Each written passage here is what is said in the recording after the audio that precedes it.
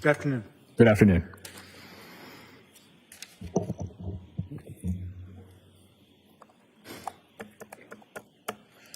So,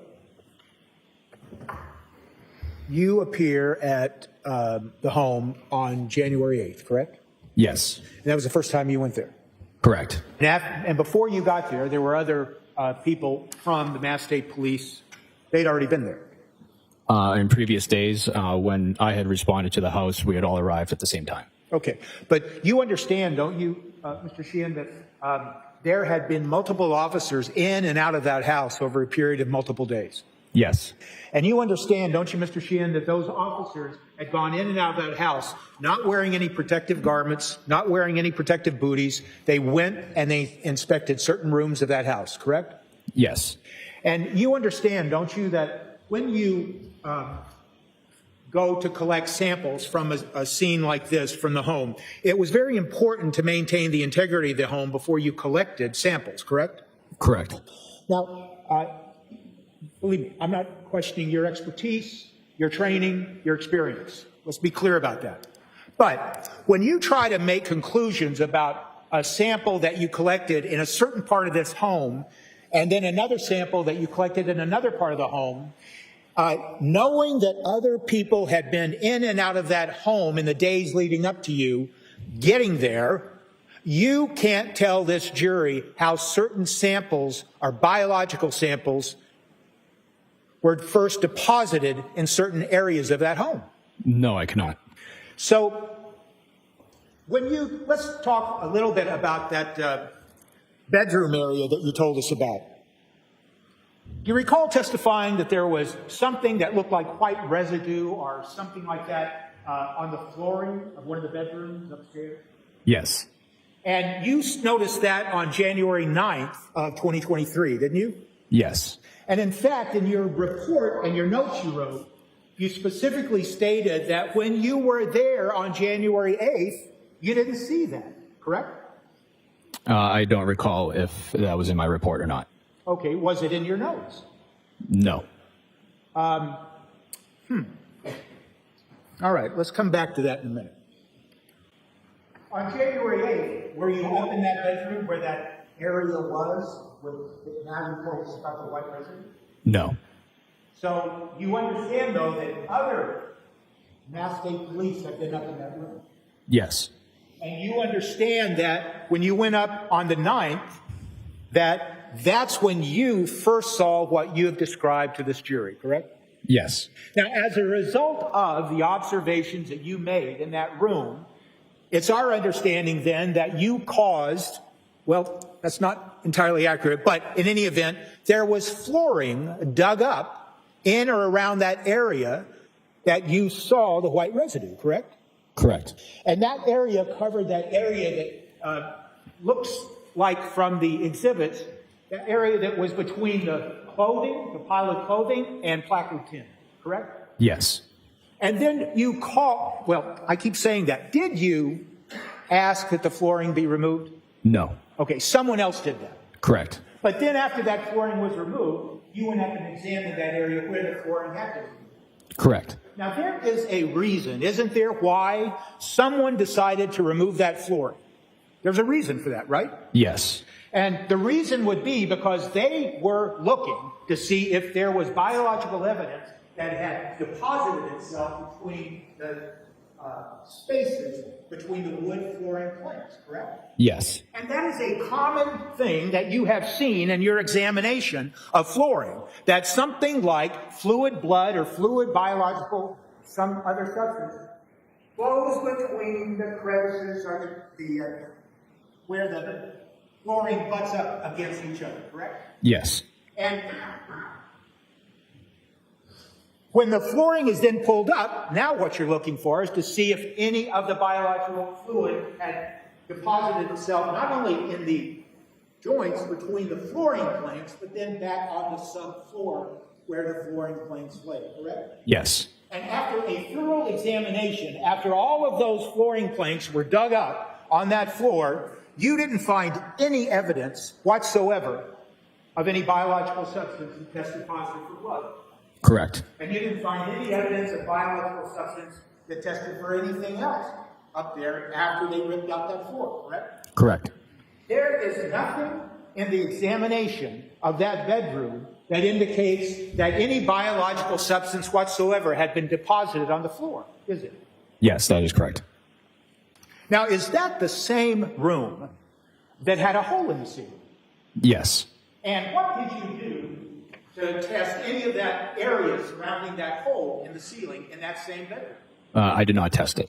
Did you go up into the attic and examine the attic that surrounded that area where that hole was? No, I did not. From what I recall, that it looked like it was undisturbed. What do you mean by that? The insulation area. The insulation area in the ceiling. Yes, directly above the hole. So to you, when you say undisturbed, it looked like maybe someone hadn't even been up in the ceiling because the insulation had been undisturbed. Yeah? Correct. And so if someone had been up in the attic, and based on your experience and training, you would have expected maybe to see that insulation having been disturbed. Is that what you mean? Yes. And then did anybody point out to you, Mr. Sheehan, that the parts of the ceiling from the hole had been maintained in a drawer in that same bedroom? Yes, they did. And did you ever examine those pieces of ceiling? I recall visualizing them, but they had no staining on them, so I did not go any further with those. So just focusing now on the hole in the ceiling, you didn't see anything of any forensic significance. Can I put it that way? Yes. And when you notice the insulation in or around that hole, you didn't see that it had been disturbed as if somebody had been up in that attic, right? Correct. And then you examine the bits and pieces that had been maintained in the drawer of the cabinet, the nightstand, whatever we want to call it, in that room, and you didn't see anything forensically significant about those pieces either, did you? Correct. And then as we talk now about the flooring that was pulled up and examined, in that same room, you didn't find anything forensically significant about that flooring, did you? Correct. You have, and is that the same room that you saw what you thought were red-brown stains in or around the curtain area? Yes, stains H and I. Okay, and what did those stains turn out to do? I'm not sure. They had screened negative for blood. Okay, so let's sort of say sometimes you see red-brown stains when you're examining a scene, and since they look and are characterized as red-brown stains, or in your report you use RBS, am I right about that? Yes. You see something and you call it RBS, and then you go to test it, and it turns out that it's negative, correct? Yes, that's fairly common. Right. And so, was there anything else in that bedroom that was forensically significant to you when you examined that bedroom? No. Mr. Sheehan, you are aware of the fact that the baseboard, some of the baseboard in that same bedroom was removed, pulled away from the wall, right? No, I'm not aware of that. Was baseboard removed in any of the rooms in that home to check to see if there was biological evidence behind the baseboard? I'm not sure. Okay. You're not saying it didn't happen. You're just saying, to the best of your knowledge, you didn't do it, correct? Correct. So as you sit here today in front of these jurors, it's fair to say that forensic, there is nothing in that bedroom that indicates that anything forensic was found in that bedroom, correct? Correct.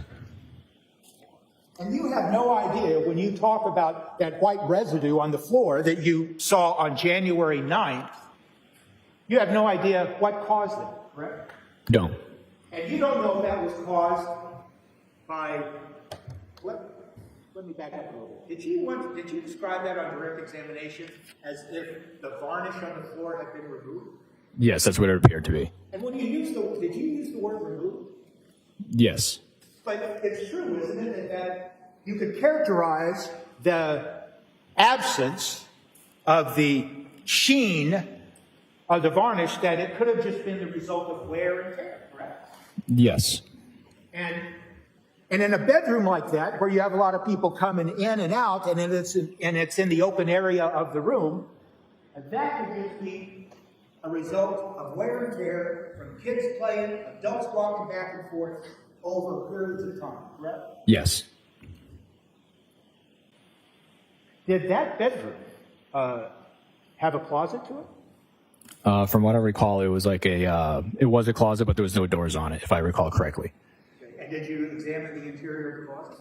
Yes. Did you find anything of forensic significance in the interior of the closet? No. Did you find anything of forensic significance on the door trim or anything of the sort? I did not. When you examined that room, Mr. Sheehan, was there a bed in there? Yes, there was. And did you examine the bed? Visually, yes. And did you do any testing on any parts of the bed? No. Did you notice that on the bed in that bedroom, there was in fact sheets and bedding still intact there, correct? Yes. And did you pause to test any of the bedding on that bed in that room? No, there were no visible stains for testing. Okay. And it's fair to say, isn't it, when you're examining a scene like this, even though you don't see visible stains, you may, based on your training and experience, think, well, maybe I should just check that to see if there's anything there that I can't see with my eyes, correct? Correct. Now, you have tools, don't you? You have chemicals. You have processes that you've been trained on so you can see if you can detect the presence of a biological substance that you cannot visually see, correct? Yes. And can you just tell the jury a little bit about that? It's called a general screen. This general screen process could be done on any area of surface as long as it's hard or even in fabric of nature. It's called a general screen because there's no visible staining on it. Are you familiar with the word occult? Yes. Occult blood? Yes. Means non-visible. And so it's fair to say that you have been trained and you have experience where you can try to find or detect the presence of occult blood, correct? Yes. And in this case, in this home, in this room, you didn't even see any cause or any reason for you to check if there was occult blood or anywhere in this room. Correct. Now I want to talk to you a little bit about some other rooms in this house on the second floor. Did you examine other rooms in this house that were up on the second floor? Only the bathrooms. And there were 2 bathrooms, correct? Yes. And was one, can you just tell the jury where the bathrooms were on the second floor? On the second floor, there was one directly in front of the stairs as you reach the second floor, and then the second one was in one of the other bedrooms.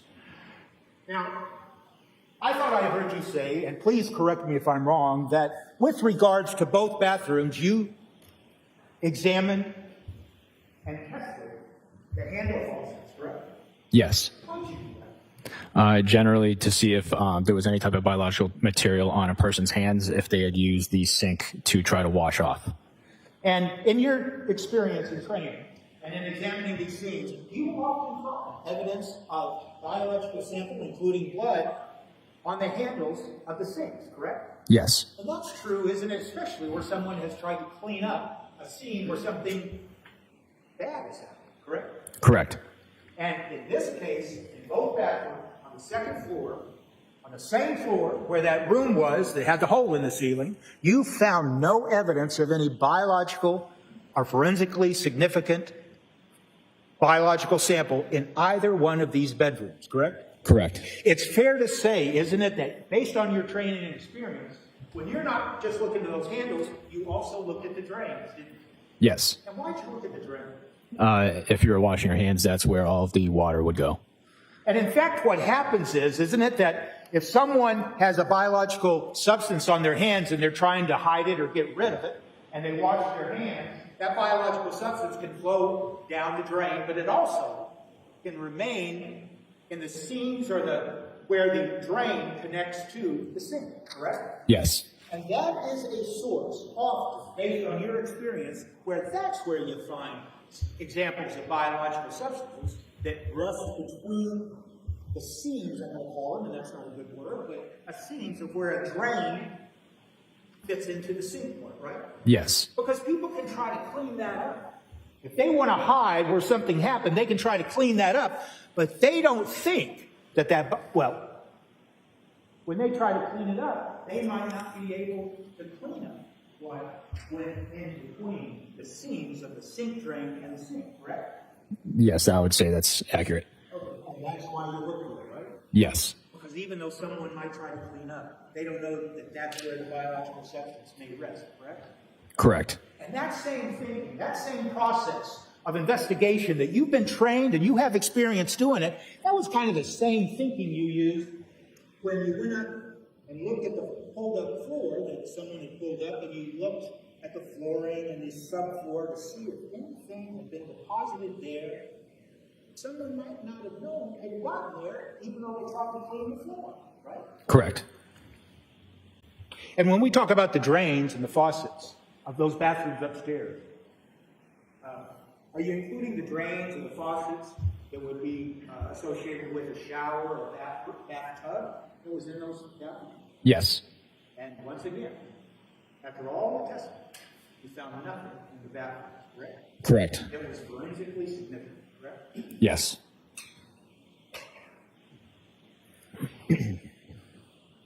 So now I want to ask you, as you move down from the second floor of this home, and you move down the stairway, was there in fact a main stairway that came down from that second area you just told these jurors about? Yes. And did you examine the stairway that led down? Yes. If you know, Mr. Sheehan, were the stairs that traveled from the second floor down to the first floor, were they wood or covered in carpet or anything of the sort? If I recall correctly, they were hardwood. Okay. And you examined those stairs to see if there was any evidence of blood? Yes, visually. And you saw nothing? Correct. And you saw nothing on the walls that bordered those stairs? Correct. And you saw nothing on the railings that would border the stairs, correct? Correct. So now, we've moved from the second floor, the bedroom with the hole in the ceiling, the two bathrooms upstairs, all the way down the stairs, and right as, if we think about that now, so far, you haven't found anything whatsoever forensically in that home for those areas. Correct. Good morning, sir. Good morning. I'm going to return to the home in a minute, but I want to ask you some very specific questions about some of the specific evidence that you testified to yesterday.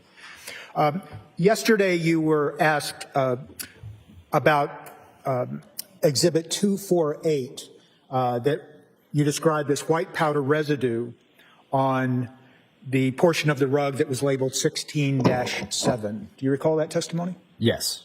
And this white powder residue, that has nothing to do with what we were talking about on cross-examination about this white coloring or discoloration up in the second floor bedroom, correct? That's completely different. Yes, completely different. And I think I heard you say on direct examination that the white powder residue on Exhibit 248 had been sent out to another unit? Yes. Examination? Correct. And was that the arson unit of the... Yes. And right now, as you sit here, do you know what that white powder was? Yes. And what was it? From what I recall from the report, it was baking powder. Okay, it's baking powder. And Mr. Sheehan, you've seen photographs of the rug that was found in Peabody in the dumpster area, and you've seen photographs where there are additional clumps of what appears to be baking soda or some other substance, correct? Correct. And if you know, on those other portions of the rug where you see those clumps, is it your assessment that that's also baking powder? I don't know. It was not tested. You would agree, wouldn't you, with me, Mr. Sheehan, that throughout the home, that was searched in Cohasset, that not only was there certain items seized that may have been opened, for instance, bottles or containers found in the basement, but there was also items that appeared to be never opened or ever used, correct? In regards to what bottles? Like, what bottles are you talking about? Well, I'm actually talking about some of the cleaning items that were located in the basement, the mops, brooms, buckets, pails, some of those having the label of Lowe's. They didn't appear to have been used for any reason. Correct. And so, if you recall, you testified yesterday about a cabinet that was up above the refrigerator in the kitchen, and you said that in that cabinet there was a knife and also a bottle of hydrogen peroxide, correct? Correct. And was that hydrogen peroxide that was found in that cabinet up in the kitchen above the refrigerator, had that been opened? Not that I recall. Okay. So it's fair to say, without going down an exhaustive list, that there were numerous items found in Cohasset that had apparently never been used for any purpose. They were still, in the lack of a better phrase, brand new, unused condition.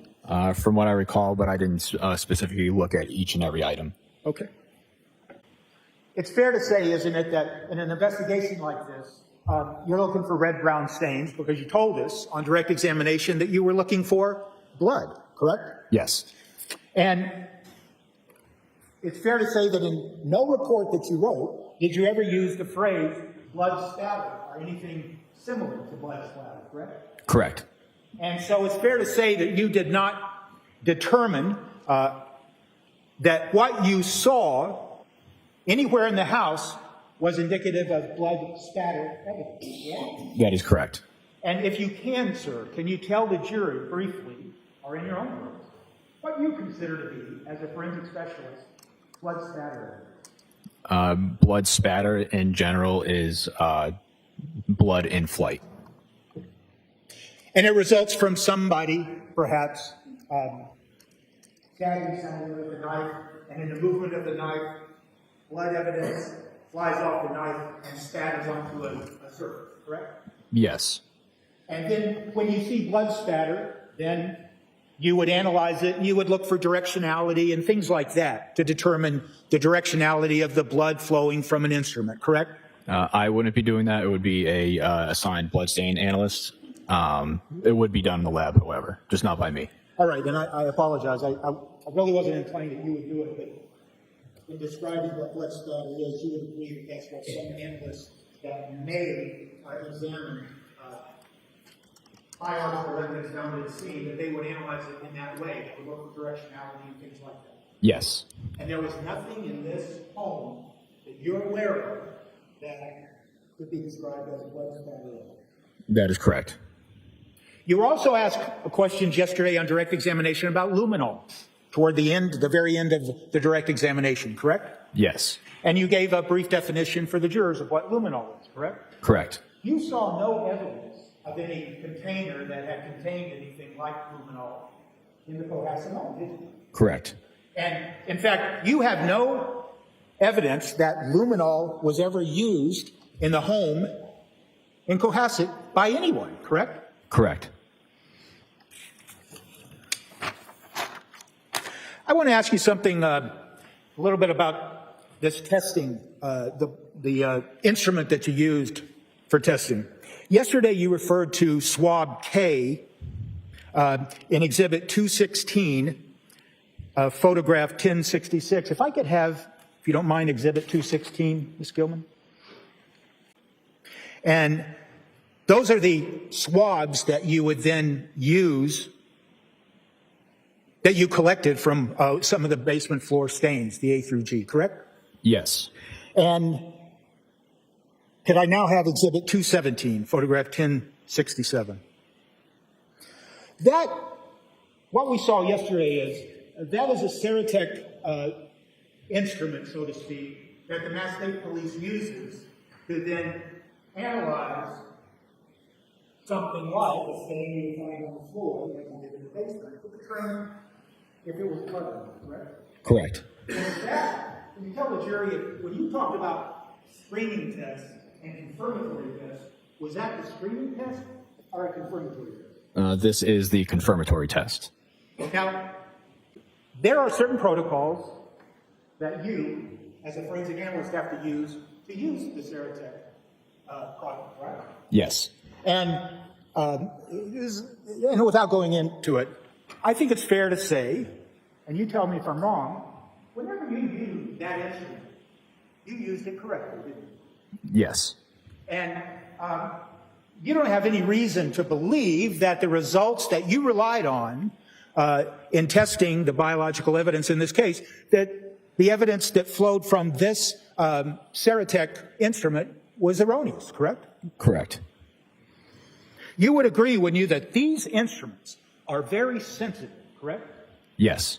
And the protocols actually suggest in using this instrument that you shouldn't use a liquid that is undiluted because it may overwhelm the instrument. So you dilute it, correct? Correct.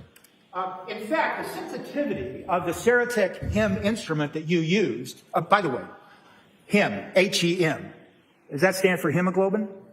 It is I believe so. I'm not sure if it stands for hemoglobin or not. Okay. Well, let me ask you this. That is the substance of the blood that this testing instrument is testing, right? Yes. And it's sensitive to the point that it can determine the presence of hemoglobin at the quantity of 20 nanograms per milliliter. That's what it says in the protocols, right? It sounds correct. I would have to review the protocol. Okay.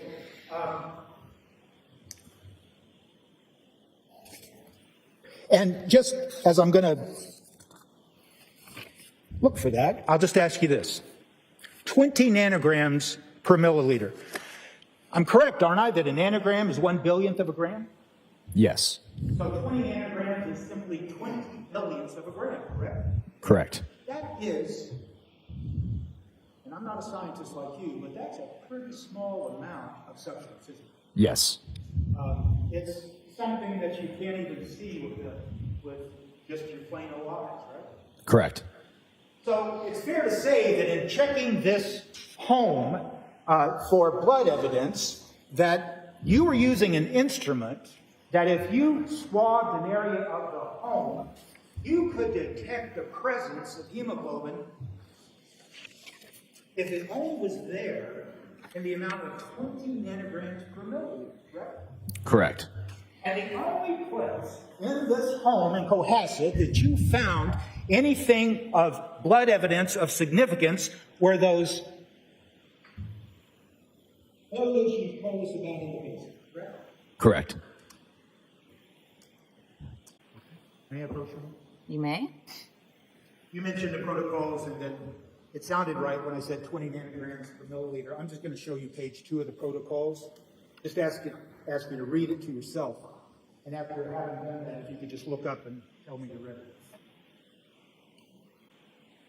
You ready? Yes. So, having reviewed that document, do you recognize that document as protocols applicable to the blood testing that you're talking about? That is the protocol that comes with the Seratech card itself. We also have internal lab protocols that we follow for the specific testing. You will agree that the protocol that I just showed you, though, does specifically state that the sensitivity of this instrument is at 20 nanograms per milliliter. Yes.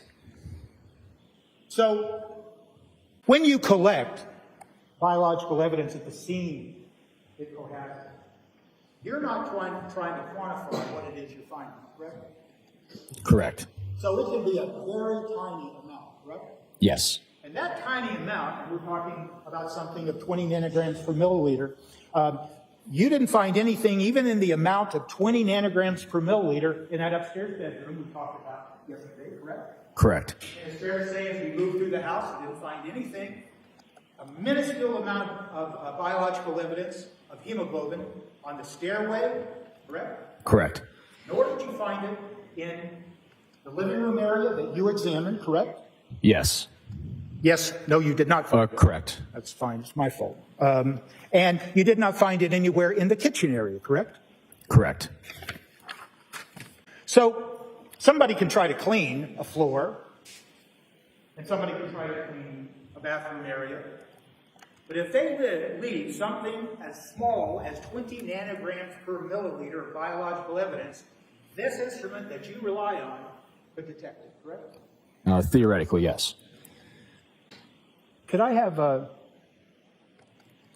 exhibit number 97, please? You see the rug in exhibit 97? Yes. Is it your opinion that that rug is the rug that you testified to yesterday? It looks similar, but I can't confirm if it is or not. And do you recognize the room that that rug is in with the fireplace? Yes, this looks like the first floor living room. Okay, and that's the room that you examined, correct? I did not do a full examination. It was one of those areas that I did a brief visual exam as I was walking through to the second floor and first floor. All right, if you can take down exhibit 97. Thank you, Ms. Gilbert. In any event, when you went into that living room, whether you made a cursory inspection, and no one told you could only spend a little bit of time in the living room, that's fair to say, right? Correct. You could spend as long as you needed to find whatever it was you were looking for, and that was blood, right? Yes. And you could have torn up the floor in the living room like they did up in the second floor room if you had any reason to believe that there was blood or biological evidence in that living room, correct? Correct. And you could look for what we just talked about, blood spatter evidence on the fireplace that you see in Exhibit 97. You could do all those things. But what happened was when you went through the living room, you saw nothing that gave you pause to look at that room for biological evidence other than walking through it, looking, and then moving on to another area, right? Correct. And that rug that is seen in Exhibit 97 lying on the floor, there was simply no evidence on the floor area in front of the fireplace that there was any biological evidence of any significance. And when you, right, let me cut that off, right? Correct. And when you were examining that area, and was that on January 9th or January 8th? January 8th. So when you were examining that area on January 8th, that rug wasn't there, was it? Correct. So that entire floor was in plain view, wasn't it? Yes. And it'd be pretty easy, wouldn't it, for you or any one of your colleagues to examine that particular area of the floor to see if there was any biological evidence on the floor where that was happening, right?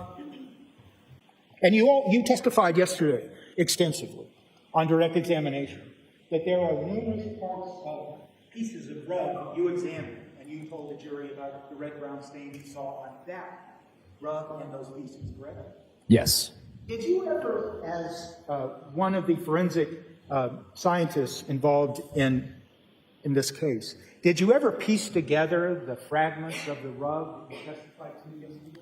I did not. That would not be my unit if it was requested for analysis. Do you know if anybody did in the Mass State Police crime?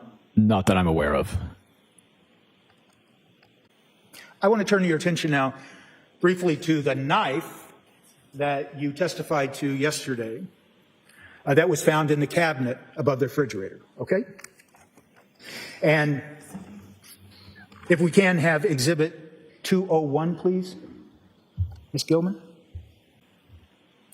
Once again, that's the cabinet, correct?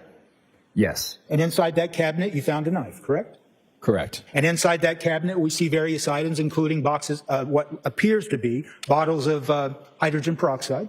Yes. And we also see can you tell the jury what they see in the right side of Exhibit 201, another container with a red label and white lid on it?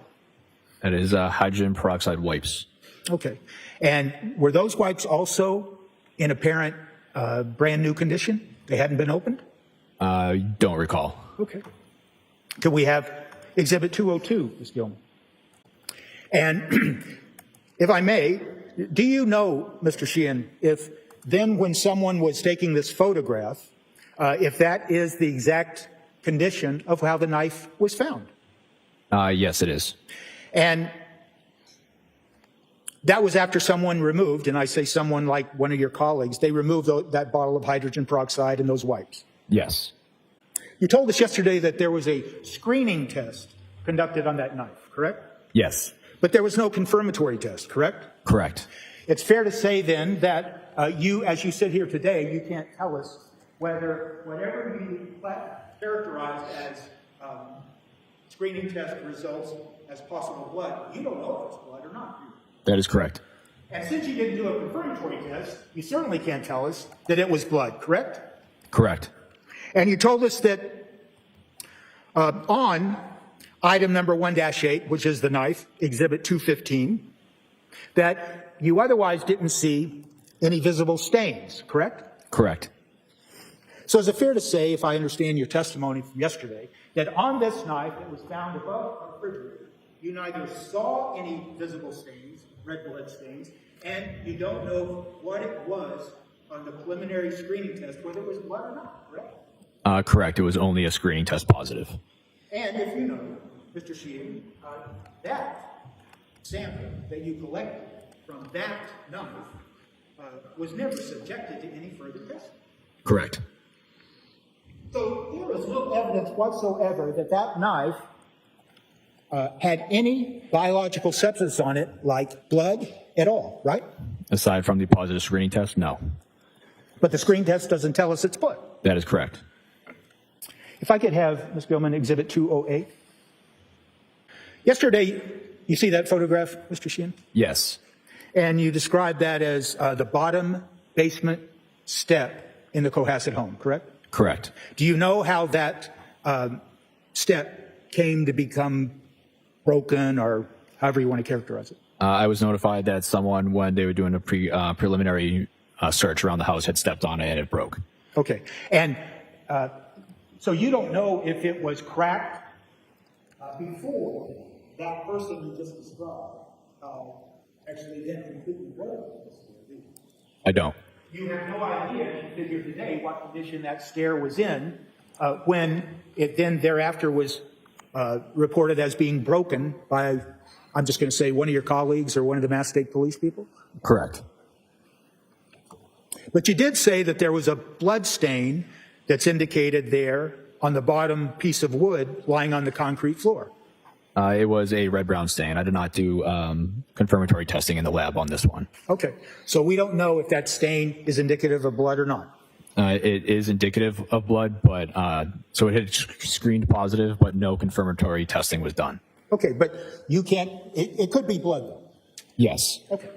Can you tell us, Mr. Sheehan, that who specifically from the Mass State Police Crime Lab, other criminalists, were there examining the home on January 8th and January 9th? On January 9th, briefly, Davis Gould was there before he had went to do the Volvo and to do the examination at the trash collection site.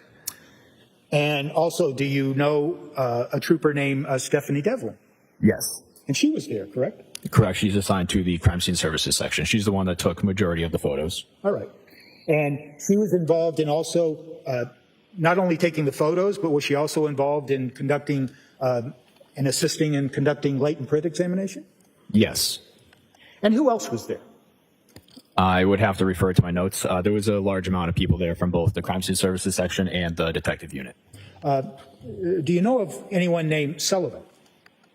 Heather Sullivan? Well, there's two, I guess. Heather Sullivan. Tell us about Heather Sullivan. She was assigned to the crime scene services section, and I believe she was the one who took photos of everything at the trash collection site. Okay. Are you familiar with any other Sullivan who was a trooper that was at the scene examining the home at Cohasset? Not off the top of my head. All right. And could you just estimate, as the best you can, how many people from the Mass State Police were there examining the home? Let's start on January 8th. I would approximate about 10. Okay. And how about January 1? Once again, we understand it's approximation. I'd say about 15. And it's fair to say that both on January 8th and January 9th, that those people were there for all day doing their work, correct? Correct. And their work included looking for any evidence and examining every single room in that house for it, correct? Correct. When you differentiate between the crime lab and crime scene services, can you just briefly, once again, tell the jury the difference between the two units? So the crime scene services section is essentially the sworn division of criminalistics. They do all of the testing for fingerprints and any type of impression evidence, as well as documentation with both photo and video. We are both criminalistics and crime scene services are under the umbrella of the crime lab. So they're trained professionals with combined years of experience looking for any and everything that could be significant in the investigation of a case, correct? Is that fair to say? Yes. And when you're working with groups like that, number of people, 5, 10, is it fair to say that when you get together at a crime scene or where you think a crime was committed, you collaborate, you talk with each other about what you saw or what you might not see? Is that fair to say? Yes. And it's fair to say that in the course of an investigation like this, you would then review perhaps your colleagues' reports or their notes, so you have a better idea of the entire scope of the investigation. Correct. And you rely on those reports, don't you, to be accurate and to reflect what was found at a scene, correct? Yes. And so there's something called field notes that you and your colleagues fill out, correct? Yes. Those field notes are handwritten, correct? Yes. And what you do is and tell me if I'm wrong, you fill out specific things in handwriting as you're making observations, or shortly thereafter, and then later on, you take those handwritten notes and you put them into a typewritten report, correct? Correct. And those field notes are included in the file, and the case-related file, the criminalist file, the CSS file, regarding a particular case like this one, correct? Correct. Now, yesterday, I asked you if you were aware of that in one or more rooms, if bases have been removed to examine a particular room, correct? Correct. And I apologize. I implied that there was one of your rooms. You said, I don't remember that. I believe so. But it's fair to say that, based on your review of your colleagues' notes of examining this Cohasset home, in fact, the notes, and the field notes, and the reports do indicate, at least in some instances, that baseboards of certain rooms were removed as you and your colleagues were searching for any evidence of biological Objection. I'll see you at the side of the bench.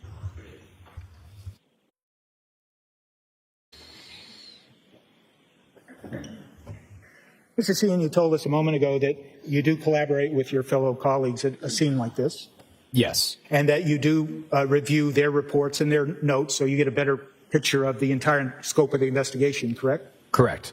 And you said you acknowledged that you know who Trooper Devlin is, correct? Correct. And did you, in fact, review her reports in conjunction with all your other colleagues' reports specific to the examination of the home at Cohasset? Yes. It would be pretty important, wouldn't it, Mr. Sheehan, for you to look at something in this particular home, Cohasset home, on January 9th, and it would be important to you to know that that's something like discoloration on the floor that you observed on January 9th had not been observed there on January 8th. Would that be important to you in assessing the scope of the evidence that was being looked at? In regards to my examination, I don't believe so. Okay. Do you recall reviewing Trooper Devlin's notes regarding whether the discoloration on the second floor bedroom was not seen on January 8th? I would have to actually review her notes again. I definitely reviewed her report, but in terms of her actual field notes, I did not review. I'd ask for the court's permission to approach the witness with the report. I'll see you at the side of the bench.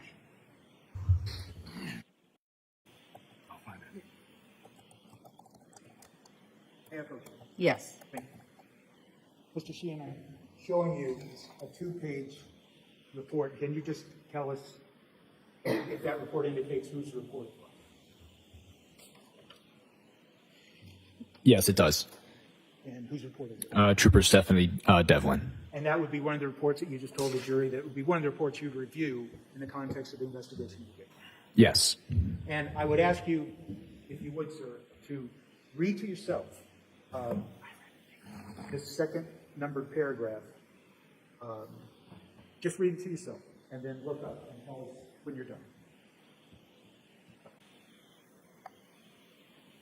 Okay. Does Trooper Devlin's report indicate that the discoloration that was observed on January 9th was not observed on January 8th up in the second bedroom? As to that form sustained, Does the content of that second paragraph of Trooper Devlin's report refresh your recollection about whether the discoloration in the second floor bedroom upstairs was not seen on January 8th, but was seen on January 9th? In terms of her report, I did not visualize the bedroom on the first day, so I can't say for certain if it was there or not. I would have to go by her report. So her report does not refresh your recollection? Correct. I want to focus now your attention on what was described yesterday as dark gray slippers, item number 9-27. If I could have Ms. Gilman exhibit 230. You recognize that, don't you, Mr. Sheehan? Yes. And that is an item that has been marked as 9-27? That is correct. And you described for the jury yesterday that there was red-brown stains on both sides, correct? Correct. Top and bottom, correct? Yes. And you went into some detail on direct examination describing how you took pains to try to collect samples from the interior of Exhibit 230, item 927, to try to find, quote, skin cells. Do you remember that? Yes. And you were purposefully trying to avoid collecting red blood cells or collect samples from what you perceive to be red blood cells. I'm sorry, red blood stains. Yes. You actually used the word control. Do you remember that? I don't. Okay. You did use the phrase to avoid, quote, cross-contamination, correct? Yes. What did you mean by cross-contamination? During a sample collection, if there are visible red-brown stains in an area, I would try to avoid that when collecting for potential recovery of skin cells. Knowing that these red-brown stains could be potentially blood, I wanted to avoid combining a skin cell collection with a blood collection. And what was the purpose then of trying to collect, quote, skin cells, epithelial cells? The skin cells themselves would help identify a person who would have been using the item or wearing them, how they would normally be worn. And you have no direct knowledge of of who these slippers are, do you? I don't. And you have no direct knowledge how any of the red-brown staining came to be onto this Exhibit 230, do you? I don't. And do you, in fact, know, Mr. Sheehan, exactly where these dark gray slippers were found? I don't recall which trash bag, but they were recovered from the trash collection site. And so do you know what specific bag these slippers were found in? No, I don't. And I'll just ask this, and we understand. You then can't tell the jury what other items were found in the same bag that these slippers were found in, right? Correct. I would have to review the case file. You are aware of the fact that a number of bags, black bags, were found at a dumpster site in Peabody, correct? Yes. Did you ever go to that dump site? I did not. And you are aware of the fact that there was a compactor. Aside from the dumpster, there was a compactor that was also searched that resulted in the bags being found, correct? Yes. And a compactor is different than just a dumpster bin. It's a compactor that pushes items and condenses them into a smaller physical size so it can collect more trash or garbage or debris, correct? Correct. So it's fair to say that when you're concerned for cross-contamination, and you were taking pains, as a forensic analyst would, to try to avoid cross-contamination. It's fair to say that when things are put into a bag and compressed by a compactor, they are pressed together with whatever else is in that same bag, right? Objection. Overruled. Correct. And so when they are pressed together in a compactor, they are pushed together and they can then be cross-contaminated, correct? Objection. You can answer it. Correct. And so when you look at these items as a forensic analyst, and you did so, when you see something like hair that may have been attached to an item like the slippers, you have no idea if that hair was on the slipper when it was put into the bag, or if it came to be on the slipper because of the compression that resulted from being compressed by a compactor. That is correct. So I guess the question, the next question is this. When we look at these photographs of various pieces of evidence, like these gray slippers, the dark gray slippers, and other pieces of evidence that you look at, the photographs are not representative of how that item may have appeared before it was placed in a bag, correct? Correct. As to that, form sustained. The photographs do not depict how an item.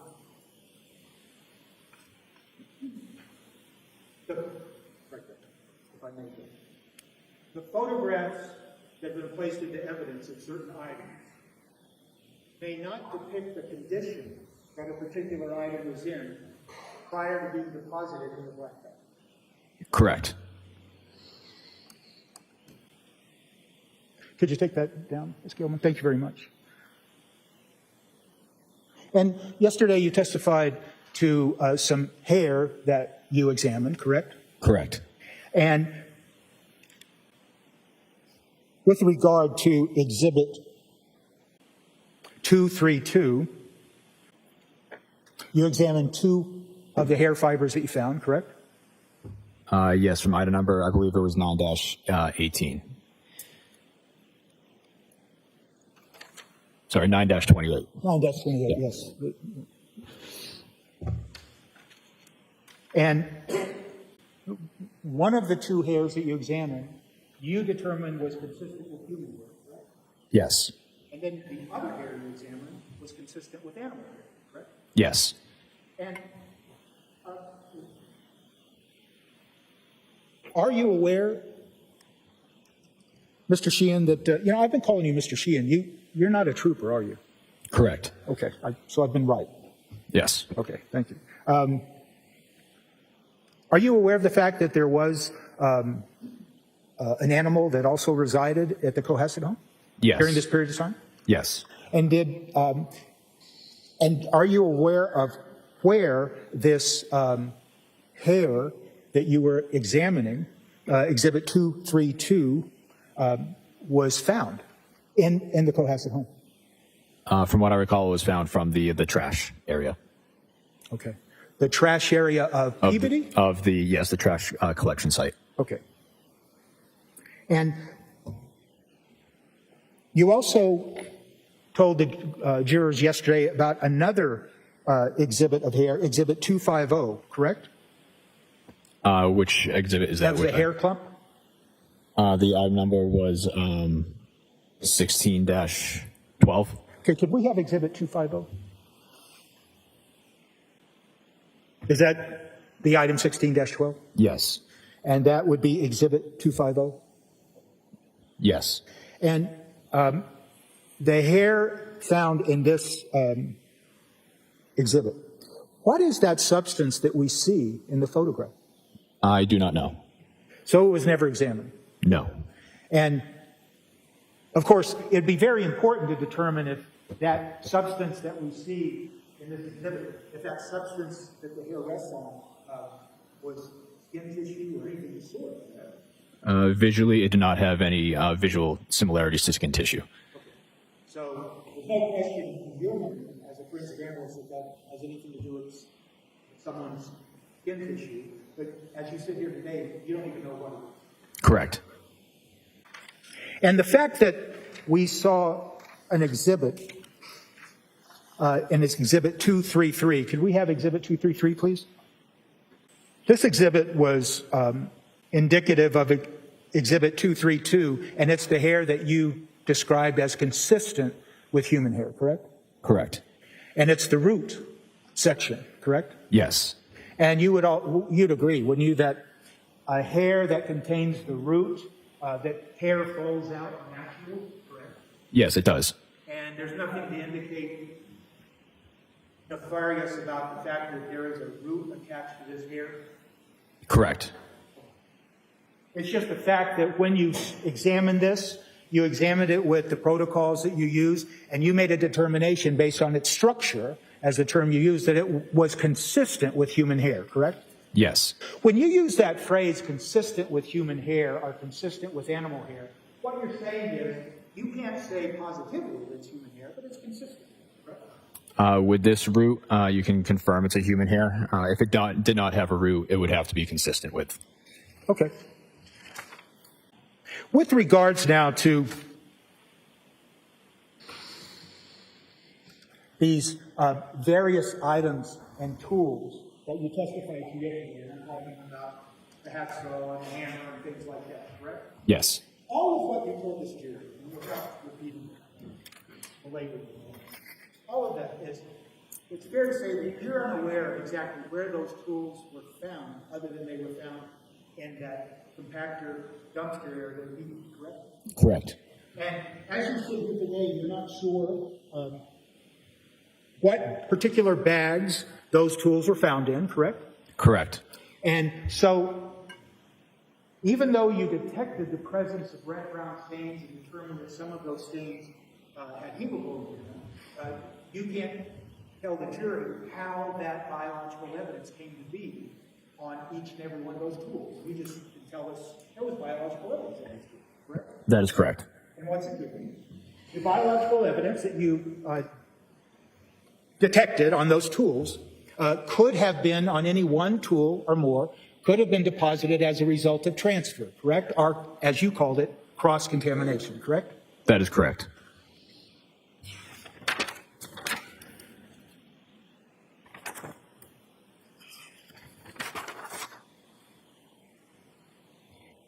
Let me just ask you a couple of questions about the testimony regarding the hatch that you testified to about yesterday, right? Yes. You did detect something that you described as greasy or oily film or something on that hatch, right? Yes. You never did examine what that greasy or oily film was, correct? Correct. You never did any further testing of anything on the surface of that hatchet with regard to the greasy or oily residue that you saw to determine if, in fact, it was an oily residue that was deposited on a tool to prevent it from rusting or things like that, correct? The testing that I did was the screening test for blood, and it was in the same area as the hatchet head.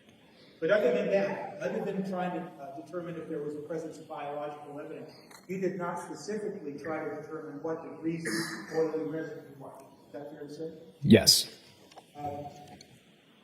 And you certainly didn't, well, I shouldn't put it that way. You didn't take any effort to try to go to a particular store, find the exact same tool, and see if that tool contained a greasy, oily residue, did you? I did not.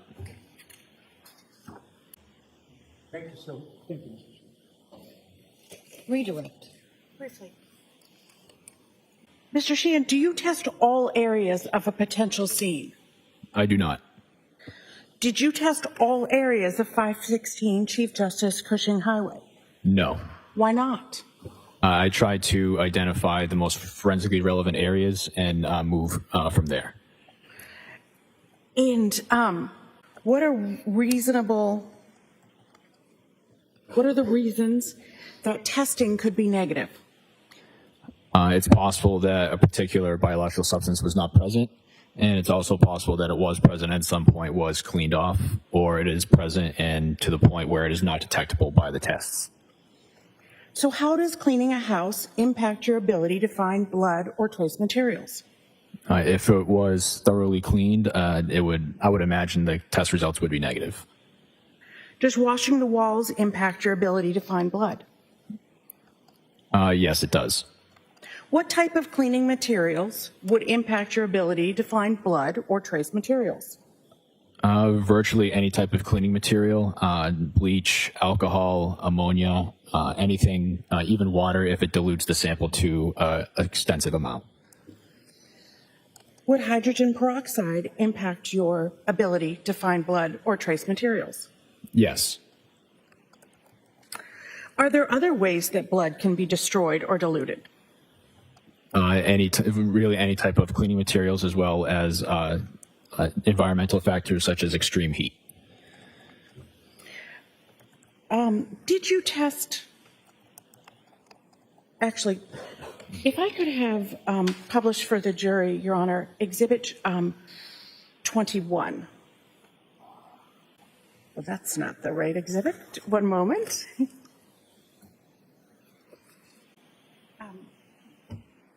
Skimmin, we're looking for 7236. Photo 7236. Do you recognize that room? Yes, this is the living room. And this is the living room from when you were there during the search warrant. Is that correct? Yes. And what do you recognize in front of the fireplace? There is some looks to be a repair work around the brick, as well as a carpet. So there was a carpet there when you were there over the hardwood floor on January 8th and 9th of 2023. Is that correct? Yes. And that is not the carpet that you tested in the lab. Is that correct? That is correct. Do you know what the objects looked like before they went into the bags that we just talked about, that you talked about on cross-examination? I don't. And do you know what the objects looked like if they went into the compactor at all? I don't. So do you know where those bags went? The bags were, as far as I know, the bags were recovered from the trash site. I'm not sure where exactly they were recovered from before that. I might have one moment. You may.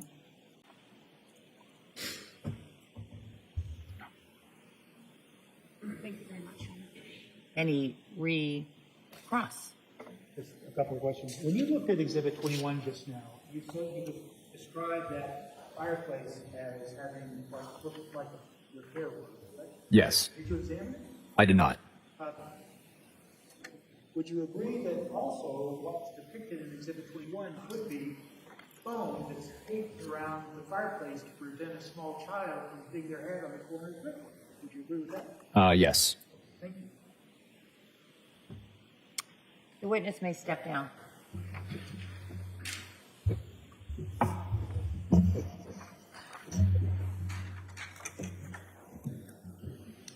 Jurors, in light of our late start today, I'm going to keep on. Everybody good? Thumbs up. You may call your next witness.